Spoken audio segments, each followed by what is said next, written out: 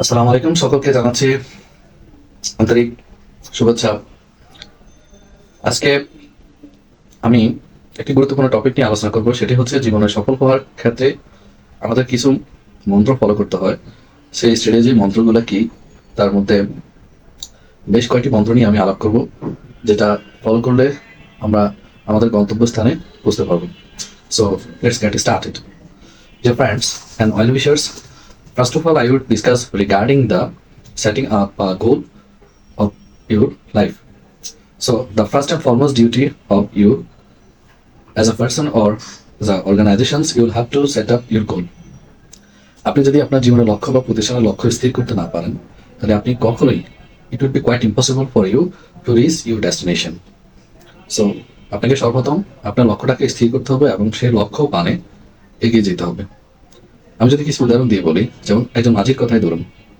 সে মাঝি যদি তার মনে মনে তার লক্ষ্যটাকে স্থির না করে যে আমি ওই জায়গাটায় পৌঁছবো, তাহলে কিন্তু সে দিক বিদিক ছুটে বেড়াবে এবং দিন শেষে একটা সার্টেন টাইমে গিয়ে সেখানে সে বুঝতে পারবে না। সে তার জার্নিটাকে স্টার্ট করার শুরুতেই কিন্তু লক্ষ্য স্থির করে ফেলে যায়, হ্যাঁ আমি ওই জায়গাটায় পৌঁছবো। সো সে ওই ডিরেকশন অনুপাতে সেদিকে মুভ করে, যার কারণে একটা সার্টেন টাইম পরে গিয়ে সে ডেস্টিনেশনে বুঝতে পারে। সো একইভাবে আপনি আপনার লাইফে যদি গন্তব্যটাকে স্থির না করেন এবং সে অনুপাতে লক্ষ্যপানে এগিয়ে না যান, তাহলে আপনি আপনার গন্তব্য বুঝতে পারবেন না। সো এখন আমি দ্বিতীয় মন্ত্র নিয়ে আলাপ করব। সো আমাদের সেকেন্ড স্টেজে যেটা আমাদের ফলো করা উচিত আমাদের গন্তব্যে পৌঁছানোর ক্ষেত্রে, সেটা হচ্ছে পরিশ্রম করা এবং অধ্যবসায়। অর্থাৎ দেখা গেলো আপনি আপনার গন্তব্য স্থির করলেন, বাট আপনি পরিশ্রম করেন না, আপনি ডেডিকেটেড না আপনার সেই ডেস্টিনেশনে পৌঁছার জন্য, তাহলেই কিন্তু আপনি আপনার গন্তব্যে আপনার গোলকে কখনোই রিচ করতে পারবেন না। সো আপনার গোল সেট আপ ঠিক করার পাশাপাশি আপনাকে পরিশ্রম করতে হবে, আপনার কাজের প্রতি ডেডিকেশন থাকতে হবে, একাগ্র চিত্তে কাজ করে যেতে হবে, পরিশ্রম করতে হবে। আপনি যদি হিস্ট্রির দিকে তাকান, এমন কোনো ব্যক্তি বা প্রতিষ্ঠানকে খুঁজে পাবেন না যারা লক্ষ্য স্থির করেছে বাট পরিশ্রম করে নাই, তাহলে তারা সেখানে পৌঁছেছে এমন কোনো রেকর্ড নাই। তার মানে হচ্ছে সেকেন্ড যে স্ট্র্যাটেজি সেটাও অনেক বেশি ইম্পর্টেন্ট। লক্ষ্য নির্ধারণ করার পাশাপাশি আপনাকে পরিশ্রম করে যেতে হবে। পরিশ্রম কখনো ব্যর্থতায় পর্যবেসিত হয় না। সো এই জিনিসটা মাথায় গেঁথে আপনাকে লক্ষ্যপানে এগিয়ে যেতে হবে।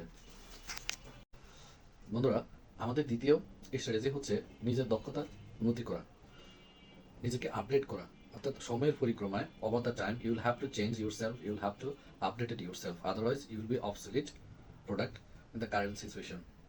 সো এখন যেমন ধরুন প্রযুক্তির ছোঁয়ায় নতুন নতুন টেকনোলজি এখন আপডেট হচ্ছে, নতুন টেকনোলজি আসতেছে। চ্যাট জিপিটি এখন এসেছে, সেটার ইউজ যদি আপনি না জানেন, প্রপারলি যদি সেটাকে ইউজ করতে না পারেন, তাহলে কিন্তু আপনি পিছিয়ে যাবেন, যেটা আপনাকে আপনার কাজের গতিকে আরও অনেক দূর বাড়িয়ে দেবে, অল্প সময়ে অনেক কাজ করতে পারবেন, আপনার চিন্তার প্রসার ঘটাবে। সো আপনাকে ওই প্রযুক্তির সাথে আপনাকে খাপ খাইতে হবে। প্রযুক্তিকে ভয় পেলে হবে না, প্রযুক্তিকে অ্যাকসেপ্ট করতে হবে, সেটাকে একটা চ্যালেঞ্জ হিসেবে নিতে হবে এবং আপনার নিজের মধ্যে নিজেকে ট্রেন্ড আপ করতে হবে। সে ফর এক্সাম্পল আমি যদি বলি, একটা লোহার জিনিস যদি আপনি দীর্ঘদিন রেখে দেন, সেখানে যেমন মরিচা ধরে যায়, জং ধরে যায়, সেটা তেমন একটা সার্টেন টাইম পরে কোনো কাজে আসে না। ঠিক একইভাবে আপনি একটা ইউনিভার্সিটি থেকে পড়াশোনা করে বের হলেন, এরপর আর স্টাডি করেন না কিংবা নিজেকে ট্রেন্ড আপ করেন না, পরিবেশ পরিস্থিতির সাথে নিজেকে আপডেট করেন না, তাহলেও কিন্তু আপনি অবসলিউট হয়ে যাবে, আপনি কোনো কাজে আসবেন না। সো আপনার নিজেকে রেগুলার বেসিস একটা ট্রেনিংয়ের মধ্যে রাখতে হবে, পড়াশোনার মধ্যে রাখতে হবে এবং নতুন নতুন পরিবেশ পরিস্থিতির সাথে নিজেকে খাপ খেয়ে নিতে হবে, তাহলেই আপনি দিন শেষে আপনার লক্ষ্যপানে বুঝতে পারবেন। Dear well wishers, dear friends, আমরা এখন ডিসকাস করবো আমাদের চতুর্থ স্ট্র্যাটেজি বা মন্ত্র নিয়ে। সেটা হচ্ছে পজিটিভ মেন্টালিটি।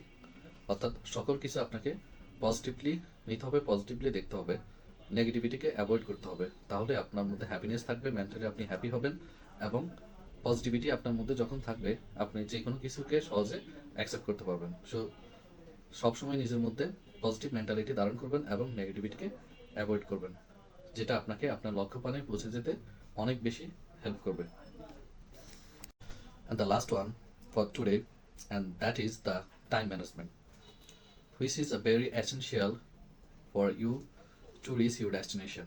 অর্থাৎ আপনি সময়ের মূল্য বুঝতে হবে, টাইম ভ্যালু অফ মানি যেমন বলা হয়, টাইমলি আপনাকে কাজ করতে হবে, আপনার প্রতিটা কাজকে আপনার ব্রেকডাউন করে নিতে হবে। সে ফর এক্সাম্পল আপনি প্রতিদিনের কাজ, যেমন ধরুন আপনি অফিসে গেলেন কিংবা আপনার ব্যবসা প্রতিষ্ঠানে গেলেন, প্রতিদিনের কাজের একটা টু ডু লিস্ট করে ফেলতে হবে এবং সেটাকে ইম্পর্টেন্ট ওয়াইজ প্রায়োরিটি লিস্ট করে নিতে হবে। সেই অনুপাতে আপনি কাজ করবেন। At the end of the day you will notice that you have finished all your work successfully.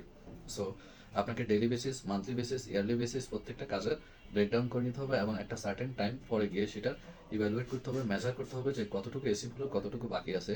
দেন সেখান থেকে আপনি ডিসিশন নিতে পারবেন যে আপনার কাজের অগ্রগতিকে আরও বাড়াইতে হবে নাকি কমাইতে হবে নাকি ওকে আছে। সো আপনার টাইম ম্যানেজমেন্টটা অনেক বেশি ইম্পর্টেন্ট এবং সেটাকে টাইম টু টাইম সেটা মেজার করা। সো আশা করি আমরা যদি এই 5টি মন্ত্র আমাদের লাইফে ফলো করি খুব স্ট্রিক্টলি, তাহলে এগুলো আমাদেরকে আমাদের লক্ষ্য পানে, আমাদের ডেস্টিনেশনে পৌঁছানোর ক্ষেত্রে অনেক বেশি হেল্প করবে। থ্যাংক ইউ বন্ধুরা, thank you brothers and sisters, stay blessed, see you later, আল্লাহ হাফেজ।